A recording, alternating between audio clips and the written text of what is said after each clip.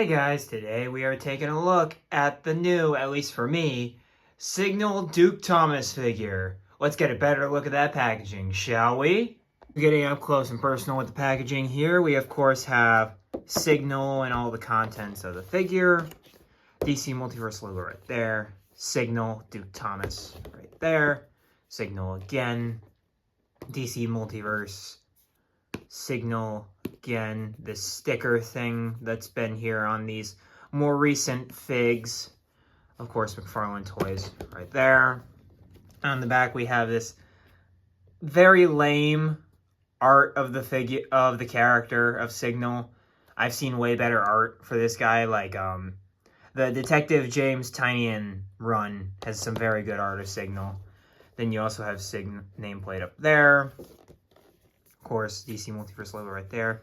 All the social medias for McFarlane Toys. You can, of course, follow them on Facebook, Twitter, and Instagram. On the other side, we, of course, have the DC Multiverse logo right there. Signal, Duke Thomas, McFarlane Toys. And it doesn't have a source, so that's pretty interesting.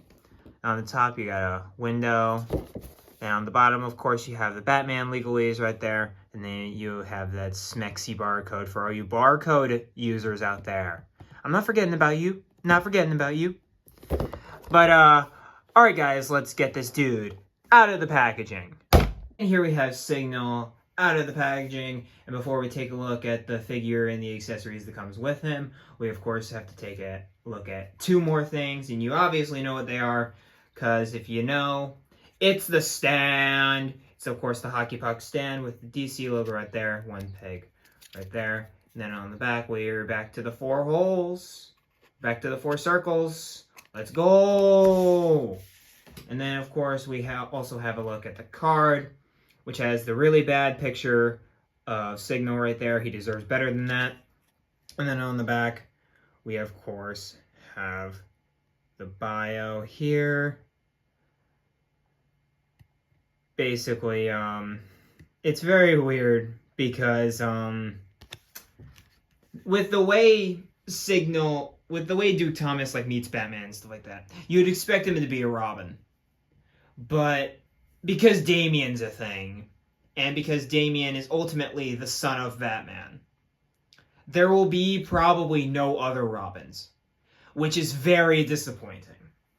Because with how Duke meets him, I'd be okay. I'm honestly more okay with Duke Thomas being a Robin than Damian being a Robin. Hot take. But suffice to say, I'm a really big fan of Duke. I like Duke a lot, even though he's not been really utilized much in comics recently. I haven't seen anything with him in it, but I think he's a cool character. And I'm happy he at least has his own alias if they're not going to give him the Robin mantle, even though he totally should have gotten the Robin mantle. But he comes with 2 of these ice climbers, which I don't know how you use these and not be a murderer. I assume you use them to climb buildings and then switch them around like that one. I think it's Samurai Jack, where there's one anime, or it's Samurai Jack, I don't remember, where the protagonist uses the butt of his sword instead of the blade, and he doesn't kill people. I'm not a huge anime fan, folks, but he could either do that, or I don't know. I don't know. They're cool. They look cool. That's the end of it. But overall, in terms of figure, he's very cool. Again, we've got all that sweet texturing in the arms and the legs. And overall, I think the design's very sleek. I like the design quite a bit. And this is more based off of the James Tynion Detective series, the Rebirth series, where Tim Drake died and all that stuff. It seems like it's taken very much from there, even though there's not listed an official source for Signal on the figure. You can tell that's clearly where it's taken on. Because I'm pretty sure Signal hasn't really appeared yet in Dawn of DC. I'm pretty sure. But I really like the choice of the yellow. I would have liked if it was gold, but then again, it wouldn't have had the same like color as the armor does in the books, and this looks like the figure came straight out on the page. But overall, really like this figure. Head's nice. It does have that comic book sleekness to it. So it's not really one of those figures where you can kind of make it be in reality. The proportions on this guy, because of his big ass head, is you really can't really believe that this is an actual like costume because of the helmet mainly. But yeah, overall, I really like the belt. I love the rebirth design for Batman. So for this figure, I really like this design as well. I love the laces. I love the yellow and black color scheme too. It's basically like the inverse of the Cassandra Cain Black Bat design, where she had black with yellow accents. This is yellow. A lot of this is yellow with black. So there's some symmetry there. But I'm pretty sure we should probably oh, and also the back. The back looks really good with these ridging right there. Nice bat like armor. And it's weird that his butt has a different texture than like the rest of the figure. Like the torso of the figure has a different texturing than the actual like legs and arms. That's interesting. But anyway, let's get to the articulation. So, of course, we have the head can move fairly decent. Can move up that far, down that far. Can rotate all the way around, and of course, head pivot. Got that ball joint going. With the arms, I have an issue with the arms because I think they hit gold when they had the shoulder joints connected to the bicep, because you could get all of that motion and still not really like screw up the pads. But with this, it's largely, as you can see right there, it's largely the butterfly joint in there. It's doing a lot of the movement for the shoulder. That's my biggest gripe with this figure, is the shoulder.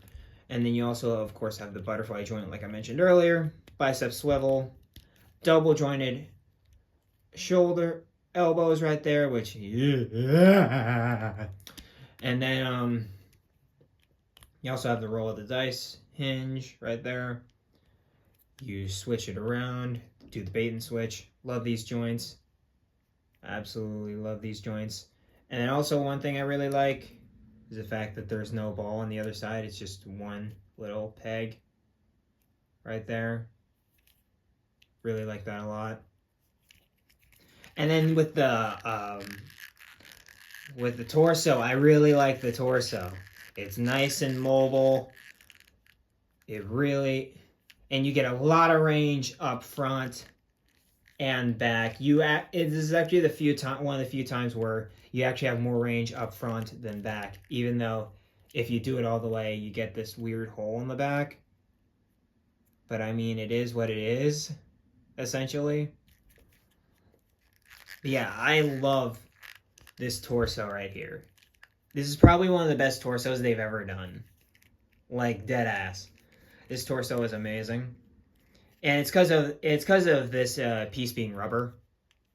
That's why, but it's just such a good piece. I really like it. And then we, of course, have the McFarlane legs right there. So you got barely even thigh pivot, barely even counts. You have double jointed knees, which look okay. And then you, of course, have the the ankle swivel right there. Have the hinge like so. And you, of course, have ankle pivot as well as toe articulation. And here is Duke with all of the Bat family. We, of course, have the first wave Nightwing right there. The first release Red Hood with the guns. Batgirl from the Three Jokers wave, Batman from the Three Jokers wave, because he looks better standing next to him than he does with the blue. We also have Future State Tim Fox Batman, and also Damian Wayne Robin right there. And this Bat family looks pretty damn good, I have to say. It looks pretty damn good, honestly. Loving this lineup right here. And can't wait for, like, Batwing to come, because Batwing was announced a little while ago.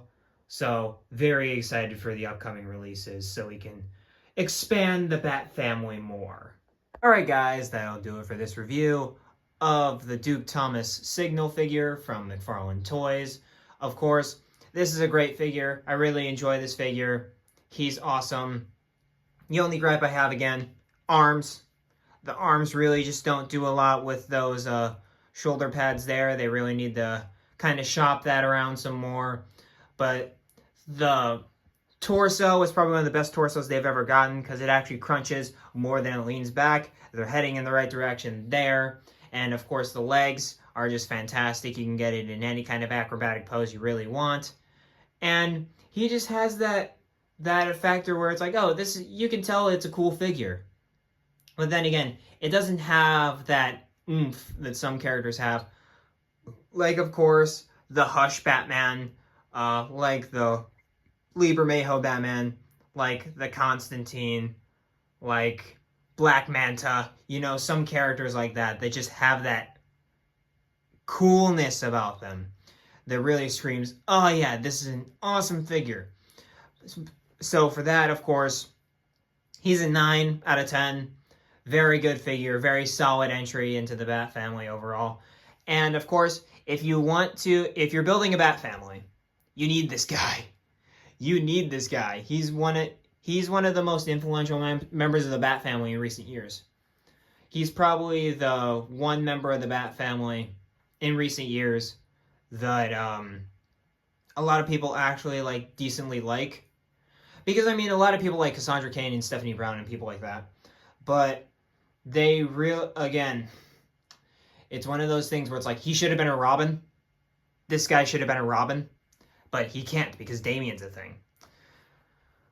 But outside of that, you don't really need this guy if you're not trying to build a Bat family. If you're trying to get the best of the best, though, I'd recommend this figure personally. And if you're trying to get like a Sidekicks display, like a Titans display, you could put him in there. He's not a member of the Titans, I don't believe.